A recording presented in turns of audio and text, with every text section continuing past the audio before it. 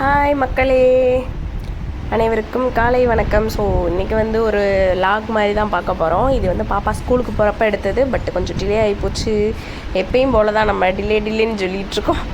எல்லாம் உடம்பு சரியில்லை மக்களுக்கு. வந்து இது கிளைமேட் வந்து என்னமோ மாதிரி இருக்கிறதுனால மழை குளிர் எல்லாம் கலந்து வர்றதுனால வரிசையாக தம்பி பாப்பா எல்லாருக்குமே உடம்பு சரியில்லை.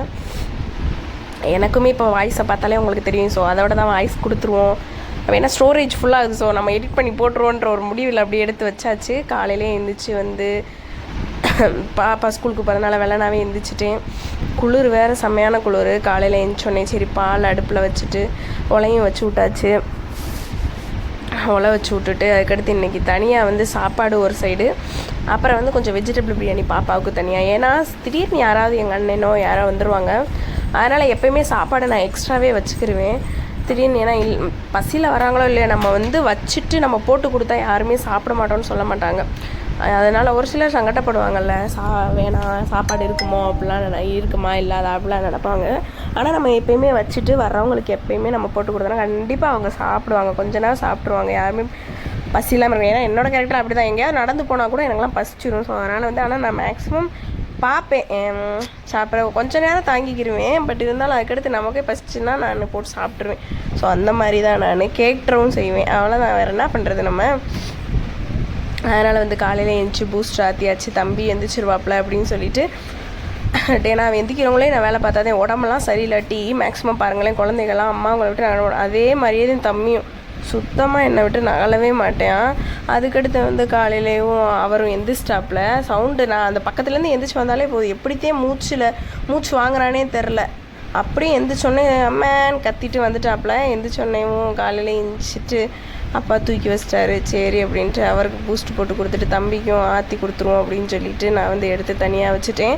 எனக்கும் லைட்டாக பசிக்க ஆரம்பிச்சிச்சு மக்களே. ஸோ அதனால் வந்து நான் வந்து இன்றைக்கி பூஸ்ட் இருந்துச்சு, சரி பிஸ்கட் போட்டு முக்கி சாப்பிட்ருவோம் அப்படின்னு சொல்லிட்டு இந்த டயட் இருக்கிறதுனால டயட்டை மெயின்டைன் பண்ணுறேன்ற பேர்லேயும் நான் வந்து கொஞ்சம் அளவளவாக நைட்டெல்லாம் ஃபுட் எடுத்துக்கிறதுனால பசிக்க ஆரம்பிச்சிச்சு காலையே. சரின்ட்டு நானும் குடிச்சிட்டு வந்து வீட்டில் வந்து உப்பு தண்ணி இல்லை. ஸோ அதனால் வந்து கீழே கிளம்பியாச்சு. கீழே தான் வந்து கனெக்ஷன் எல்லாம் வச்சுருக்காங்க, வீட்டுக்குள்ளே வச்சுருக்காங்க. பட் இருந்தாலும் நம்ம வந்து அங்கே தானே போய் போடணும். இதுதான் பொழுதுக்கு போக சங்கட்டமாக தான் இருக்கும். இருந்தாலும் வேறு என்ன பண்ணேன் அப்படின்னு சொல்லிட்டு அங்கே வந்து கனெக்ஷன் கொடுத்துட்டு மேலே வந்து பாப்பா வந்து சுவிட்ச் போட சொன்னோம். ஏன்னா இங்கே கீழே நான் பயப்படுவேன், இந்த கரண்ட் விஷயம் இந்த மாதிரி இருந்தாலுமே நான் பயப்படுவேன். ஸோ அதனால் தனுவிட்ட கத்தி கூப்பிட்டு அவனு சுவிட்சை போட்டு விட்டேன். அதுக்கப்புறம் வந்து உப்பு தண்ணி போட்டுட்டு வந்து நம்ம வந்து கிளம்பியாச்சு. மேலே தான் இருக்கோம். பட் இருந்தாலும் நாங்கள் இருந்த வீட்டை பார்க்குற அளவுக்கு இது வீடு கொஞ்சம் அகலமாக கொஞ்சம் கரெக்டாக தான் இருக்குது. நெக்ஸ்ட்டு வந்து நான் வந்து வீட்டுக்கு வந்து வெஜ்ஜு பிரியாணி செய்ய ஆரம்பிச்சிட்டேன். அப்புறம் வந்து என்ன ஹீட் ஆகிடுச்சு. ஸோ அதுக்கடுத்து நம்ம எல்லாமே ப்ரிப்பேர் பண்ணிக்கலாம். ஏன்னா பெருசாக போட்டோம்னா வீடியோ லாங்காக போகும். அதனால் வந்து நம்ம அப்படி போடல.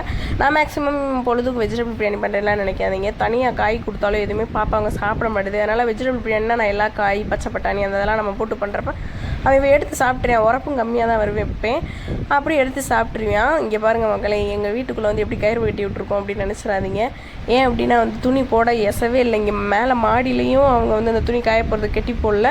அதனால் நாங்கள் உள்ளேயே கட்டி வாஷிங் மிஷினில் இருக்க துணியை காய வச்சு தானே நமக்கு தரும். அதனால் லைட்டாக மட்டும் போட்டு எடுத்துக்கிறது. மழைனால மற்ற டயத்துலலாம் வெளியே நம்ம கம்பி இந்த மாதிரி இதில் போட்டுக்குருவோம்.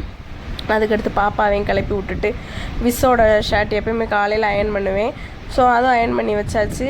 குட்டி பையன் வந்து இன்ட்ரோ கொடுக்குறாப்புல வந்து நம்ம வீடியோ எடுக்க ஆரம்பிச்சிட்டோம்னாலே வந்துடுவாப்புல.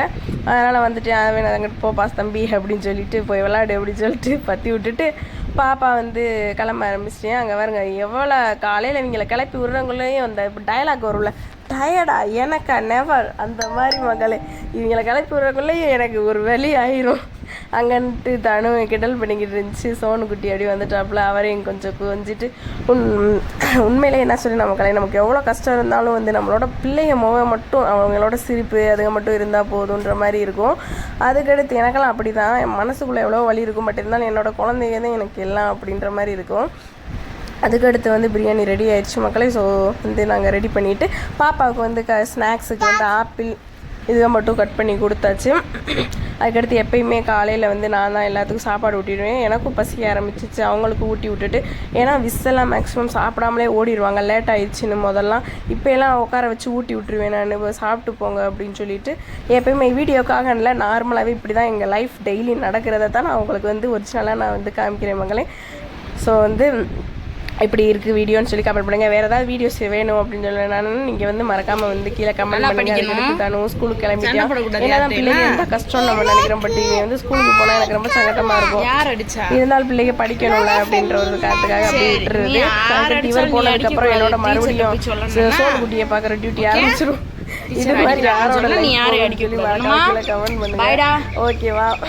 அதுக்கடுத்து வந்து ஏன்னா பிள்ளைன்றது நம்ம தொல்லைன்னா நினைக்கக்கூடாதுல்ல, கடவுள் கொடுத்த வரோம். அதனால் வந்து சேட்டை பண்ண தான் செய்வாங்க, பட் இருந்தாலும் நம்ம அதை கண்ட்ரோல் பண்ணிக்கிற வேண்டியதான் அப்படின்னு சொல்லிட்டு பார்த்துக்கிறது. அதுக்கடுத்து விஸ்வம் தனும் வந்து பைக்கில் ஜாலியாக கிளம்பிட்டாங்க. தனுக்குமே ஸ்கூல் போக தான் ரொம்ப பிடிக்கும். ஓகேவா மக்களே, பாய். அடுத்த வீடியோவில் பார்ப்போம்.